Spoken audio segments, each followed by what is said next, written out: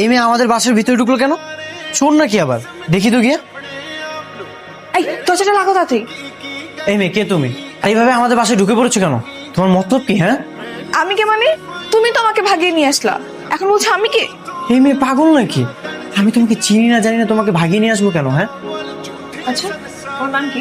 কিছুক্ষণ কেন তুমি আমাকে বললা আমি নাকি তোমাকে পালিয়ে নিয়ে এসেছি, এখন আমার নামটাই জানো না?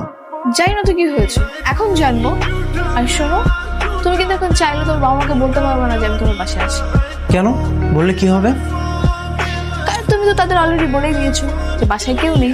আর তুমি যখন বলতে যাও আমি বাসায় আছি, তাহলে কিন্তু উল্টো ঝামেলা হয়ে যাবে। আর তাছাড়া তখন আমিও বলে দিব যে তুমি আমার বয়ফ্রেন্ড হও।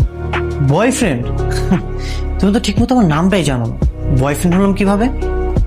তোমার নাম রিফাত, একটু আগে আন্টি তোমার নাম ধরে রেখেছো, আমি শুনেছি। মেয়েটা খুব চালাক মনে হচ্ছে।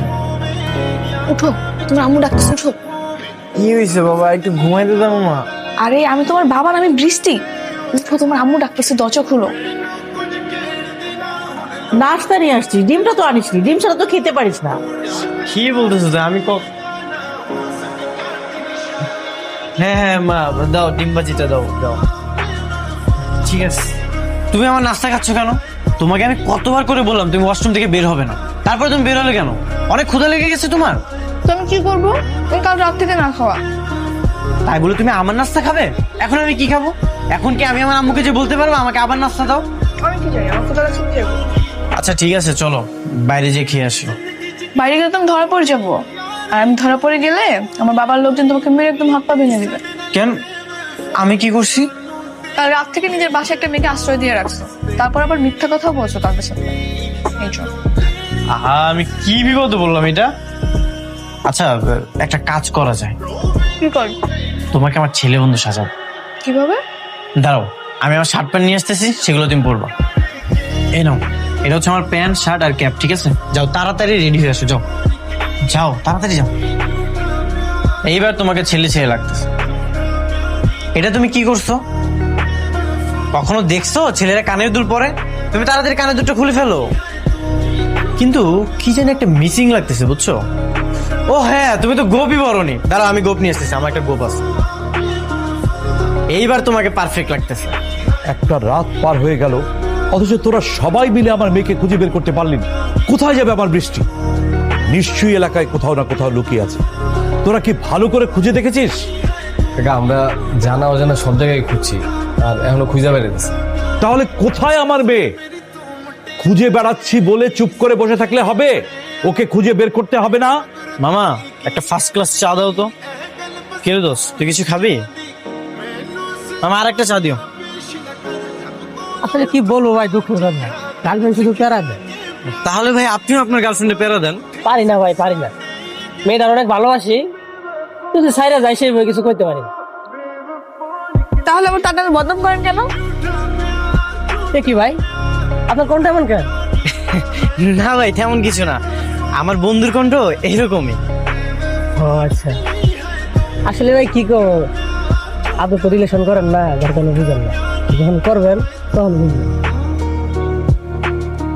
ওই লোকটা আমাকে এইভাবে ধরাধরি করছিল, তুমি কিছু বলছিলে না কেন? সে তো আর আমাকে ধরেনি, তোমাকে ধরেছে, তুমি নিষেধ করতা। আরে বাবা, আমি যদি কথা বলতে যেতাম তাহলে তো ধরা খেয়ে যেতাম পুরোপুরি। তুমি দেখলে না, একটু কথা বলেছিলাম আর লোকটা ধরে ফেলছিল। হ্যাঁ, তো কথা বলার দরকার কি ছিল? আর এমনিতেও ছেলেরা এভাবেই কথা বলে, দেখা হলে এভাবে গায়ে হাত দেয়, এটা তো স্বাভাবিক ব্যাপার। তো আমি কি ছিলে নাকি? হ্যাঁ, এখন তো তুমি ছেলে। ভাই, এই মেয়েটাকে দেখেছেন?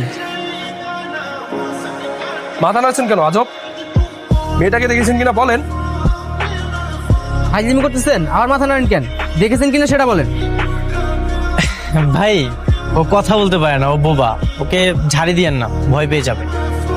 আসলে ভাই সরি ভাই, আমি বুঝতে পারছি। একটু হলে ধরা পড়ে যেতাম।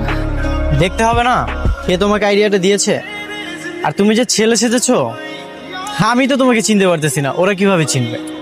আচ্ছা, তুমি কি সত্যি সুন্দরী? কেন বলো তো? ওই যে তখন আমার বাবার লোকেদের সামনে তুমি বললা ছবি দেখে মেয়েটা খুব সুন্দর, তাই জিজ্ঞাসা করতেছি আমি কি সত্যি সত্যি সুন্দরী নাকি। সুন্দরী তো অবশ্যই, এই জন্য আমি বলেছি।